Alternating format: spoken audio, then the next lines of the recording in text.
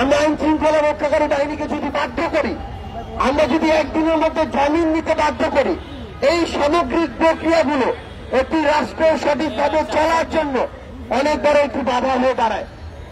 আমরা একটি জিনিস স্পষ্ট করে আমাদের পার্টির পক্ষ থেকে বলি, রাষ্ট্র এক জিনিস, ধর্ম আরেক জিনিস।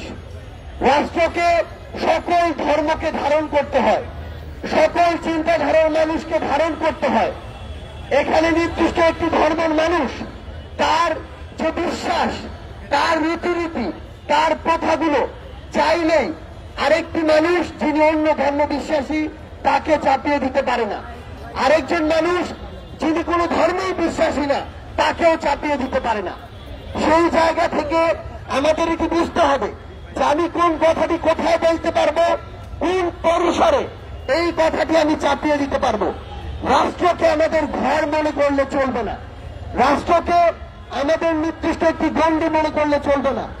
আমরা আমাদের জায়গা থেকে, আমাদের পার্টির পক্ষ থেকে স্পষ্ট করে একটি অবস্থান জানাই, শুধুমাত্র এই সামাজিক জনপরিসরে নয়, বরং আমরা সোশ্যাল মিডিয়ায় দেখছি আমাদের রাজপথে আমাদের বোনেরা যখন সামনের সারিতে দাঁড়িয়ে থেকে লড়াই করেছে, তখন তাদেরকে কেউ ওইভাবে কথা বলতে পারেনি, তখন বরং বিভিন্ন জায়গা থেকে আমরা সমর্থন দেখেছি।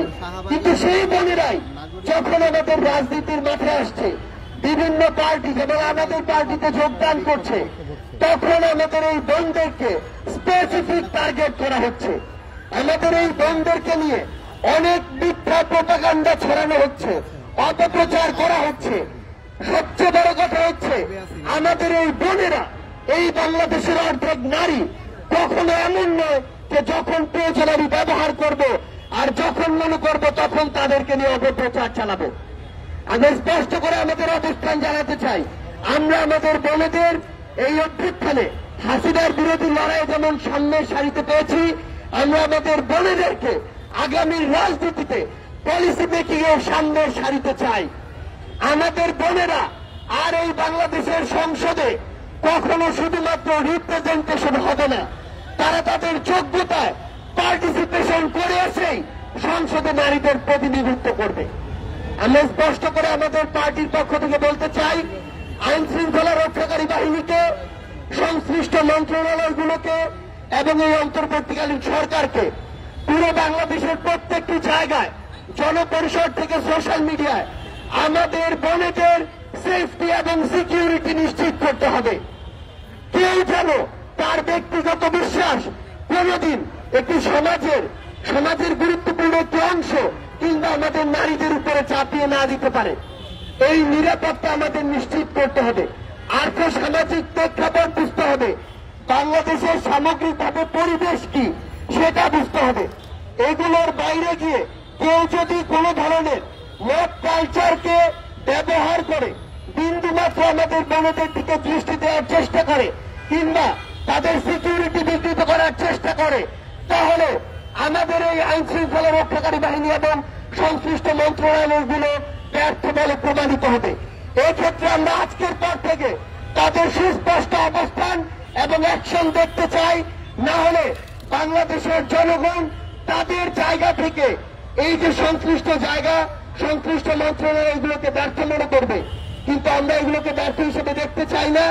আজকের পর থেকে শুধু কথা নয়, আমরা কাজ দেখতে চাই এবং আমাদের নারীদের, বোনদের, মায়েদেরকে আমরা যেন এই সমাজে, এই রাষ্ট্রে তারা যতটুকু ডিজার্ভ করে এবং যতটুকু হওয়া উচিত ততটুকু জায়গা আমরা করে দিতে পারি, ততটুকু সেফটি এবং সিকিউরিটি আমরা সবাই ঐক্যবদ্ধভাবে নিশ্চিত করতে পারি।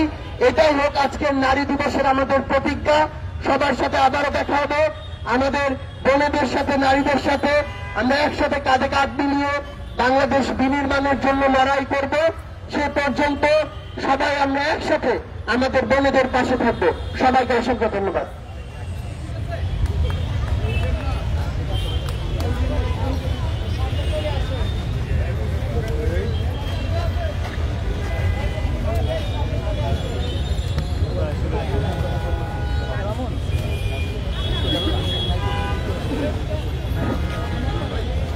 আমাদের মধ্যে উপস্থিত আছেন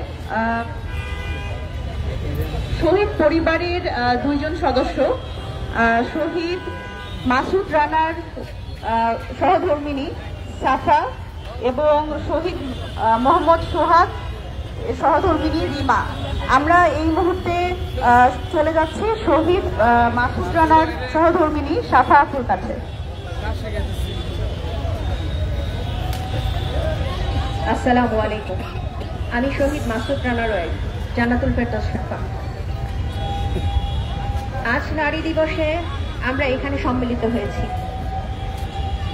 আদৌ কি এই রাষ্ট্রে এইখানে